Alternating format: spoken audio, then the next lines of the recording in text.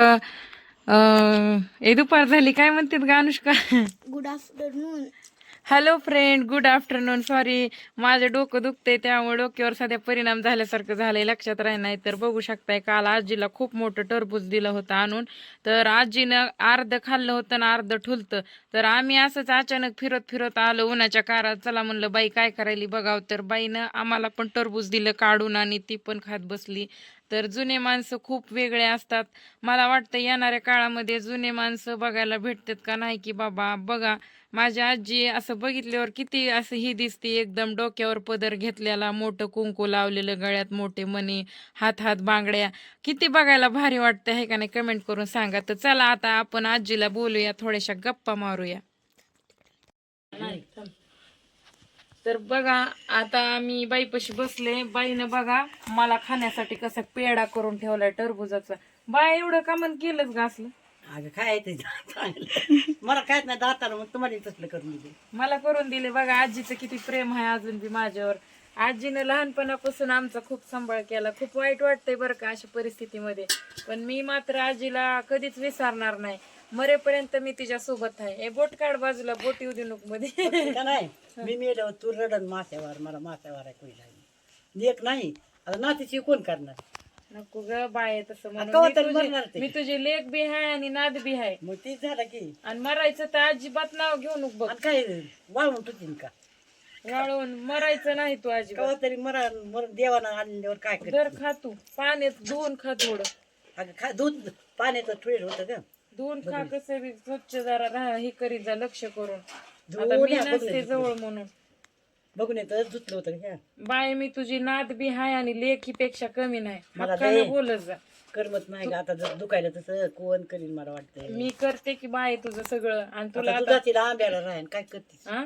आंब्या 8 दिवसाला येणार मी. आठवड्यातून 2दा चक्कर असणार माझी तुमच्याकडं. मग बरं. आणि नाहीच कुणी बघितलं तर आंब्याला घेऊन जाणार आहे मी. बरं दवाखान्यात कवा नेतीस मला याच्याबद्दल? पगार झाल्यावर आता. भरल्या दवाखान्यात नाही जाऊ दे. नाही, त्याच दवाखान्यात नेते तुला. काय काय त्रास व्हायलाय? ते बघ ह्या 15 दिवसात ही ही ही चाळा हा नुसत्या पडायची चटणी लावली काहीच करू दे नाही इथं आता तिथं. इथं? अगं, हं, हं. कसं काय झालं? काय केलं होतं? काहीच केलं नाही उगच झालंय बघ 15 दिवसात या आधी नव्हतं. त्याच घुगे हॉस्पिटल मध्ये घेऊन जाते, लागू दे पैसे काय लागायचे. आणि उद्या इरकले का आणायचे वरच्या दवाखान्यात एक चोळ्या आहेत का नाहीत? नसू दे नसल्या तर काय नाही आहेत का नाहीत? तुला कळतं का थोड्या आणायचं? कसल्या अशाच आणायच्यात का तसले वेगळ्या? बी आण तसले खण बी आणले 12 गिरी आणायचे. 12 गिरी खणा आणि 9 वार लुगड हिरकल. रेशमी हा. रेशमी म्हणून सुती दे. तर मित्रांनो बघा, मी आजीसाठी करणार आहे आणि तू काळजी करू नको. माझा पगार आला ना मी तुला दवाखान्यात घेऊन जाते. लागू दे एकदा. किती 3,500 लागले होते तेव्हा, 2700 रुपये. 4,000च्या अजून तेवढेच लागते ना. जाऊ दे ना, त्या घुग्याच्या इथंच घेऊन जाते. मी खाकी तू खाकी तू आणि तुला नेहला गाडीची सोय करून माझी घेऊन जाते, काही विषय नाही. तर मित्रांनो कसं असतंय, आज त्यांच्यावर वेळ आहे. म्हातारपण ही सगळ्यांनाच येणार आहे. मला येणार आहे, तुम्हाला येणार आहे, ह्यांना आले आता. हा, कळणाराला. त्यामुळे समजून घेतलं पाहिजे. म्हाताऱ्या माणसाला आधार दिला पाहिजे. बाळपण आणि म्हातारपण ज्यावेळेस आपण असे ताणे असतो हातरुणामध्ये, ते आणि म्हातारपण एक असते. एकदम म्हाताऱ्या माणसाला लहान लेकरावणी सांभाळावं लागते. तरी माझी आजीचं वय आता लय लांब गेले, तरी सध्या आजी करून खाती माझी. आणि जसं वय वाढत, मोबाईल सरळ धर, वाकडा मोबाईल धरलाय अनुष्कानं. बट्ट्यातलं पाय काढ. तर असं असतंय. तर मी आजीला मी हाय तोपर्यंत करणार. आणि तू त्याचं ताण घेऊ नको. काही अडचण आली तर फोन करायला लावायचा अण्णाला लगेच. आणि नाहीतरी मी आठवड्यातून 2दा-3दा येणार आहे. आणि तुला वाटलंच मला होई नाही तर मी अंबाजोगाईला घेऊन जाणार आहे तुला. 8 दिवसाला आपलं येत. तुझं लुगडं धुईन, तुझे काय खानपान खायला प्यायला घालीन, करून खायचं नुसतं आयतं दिलेलं. लुगडं धुवून टाकीन, आंघोळ घालीन, काय नाही करणार मी. आंघोळीचं काय ग? होईना झाल्यावर जागेवर बसलो असं कसं म्हणालीस कोणी करणार नाही म्हणून? कसं तुला सांग ते कर म्हणून करणार नाही का म्हणलं. हा, करणार मी. तू म्हणलीस तरी नाही. बघ ही शब्द आहे माझा.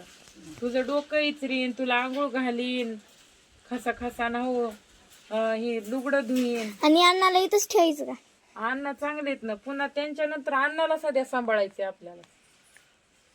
अन्न येते कवा भाकर खायचं तिकडे कवा इकडे येते हा कवा इथं दिदी सगळं इथं खाती हा नाही जरा रुसायची फुगायची तिकडे येतं. हो आता काय करा हिरावी नाही गेली ती अशी बायको असलीच होतंय का दोघी बिकून पण तिथं बी कुठं जास्त नाही. तुझ्या बी महाग हाय पण जाऊ दे, या माझ्याकडं काही विषय नाही. तर तुम्हाला दाखवायचंच म्हणून नाही तर ह्या व्हिडिओच्या माध्यमातून एक तुम्हाला संदेश पोहोचवायचा आहे की खरंच तुमच्या घरात सध्या आजा आजी असतील म्हातारी, त्यांचे आई वडील म्हणजे त्यांचा लेक त्यांना बघत नसेल, नातरुंड बघत नसतील, असे प्रश्न अनेक घरोघरी आहेत. बोट काढ.